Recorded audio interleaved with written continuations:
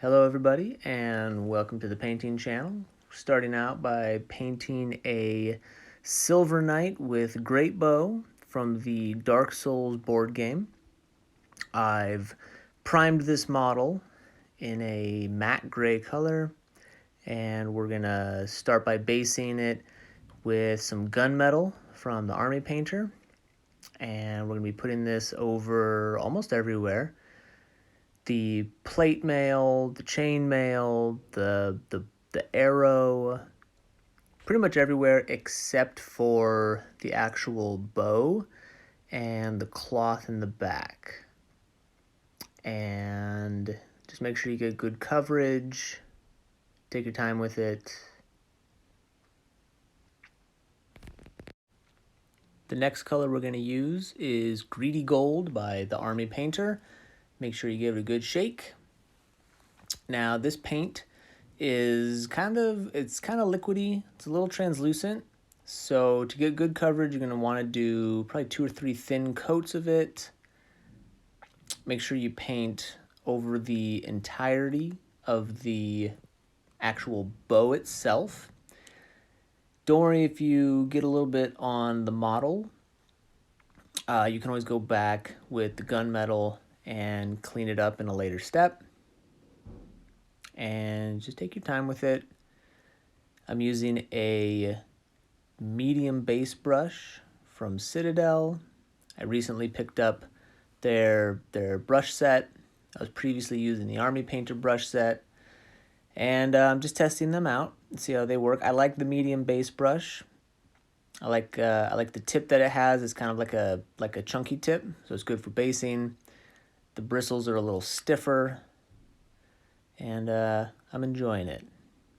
So just make sure you get good coverage on the bow, and we'll move on to the next step. The next model we'll be working on in this video, alongside our Silver Knight with Great Bow, is the Silver Knight Swordsman. They're almost identical in terms of base coats. I've primed them with a matte gray, and I'm going to base the entire model, the plate, the armor plating, the chainmail, the sword, the shield, behind the shield, everything with this gunmetal from Army Painter. Pretty much everything's going to get a coat of gunmetal except for the cloth in the back.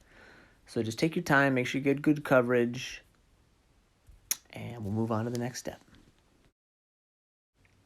Next is the cloth or cape that's on the back of the models. I'm using Leather Brown by the Army Painter, but you could use any sort of mid-tone brown that you like or that you have available. It's a fairly small area, so just take your time. I'm using a medium base brush to fill it in. And because of the colors, you're going to want to make sure you apply 2 thin coats. Okay, we're doing the same color on the cloth of the Silver Knight Swordsman, using Leather Brown by Army Painter, but you could use any mid-tone brown that you like. You're going to want to do a couple of thin coats. Take your time, especially when you're going around where the cloth meets the gunmetal color.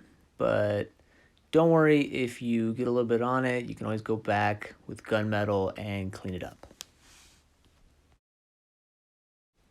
Next, we'll be using Magos Purple from Citadel. This is a contrast paint, and we're going to use this to darken down the cloak on the back of the models and to add a little bit of a purple tone to it. And this will fit nicely with the dark aesthetic of the model that we're going for. Doing the same step on the cloak of the Silver Knight Swordsman, making sure to be careful and take your time when you're doing the areas where the cloth meets the gunmetal. But if you do spill over, it's okay. Just go back with the gunmetal color, fill it in, and you could use really any sort of purple wash that you like. I'm using the Citadel contrast paint because it's a little darker, a little thicker, but you could always use some other sort of purple tone or Juicy Violet. This next step is only for the Silver Knight With the great bow, we're going to be using flesh wash from the army painter, but you could use any sort of reddish brown tone that you have.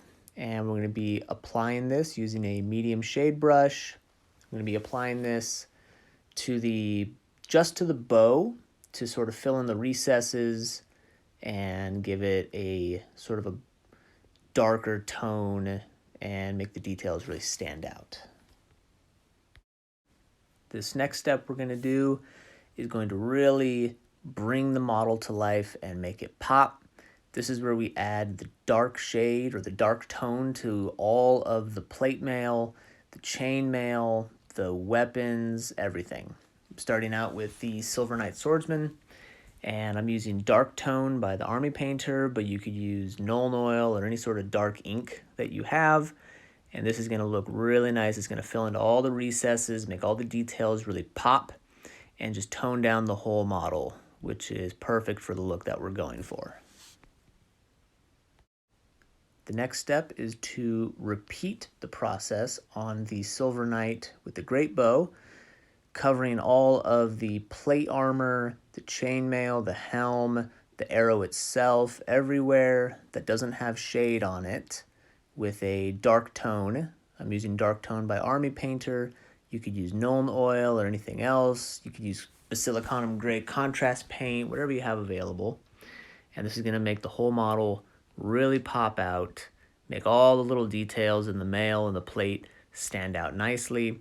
And it's going to look really cool when we're done, when it's on the board, when we're playing the board game with it.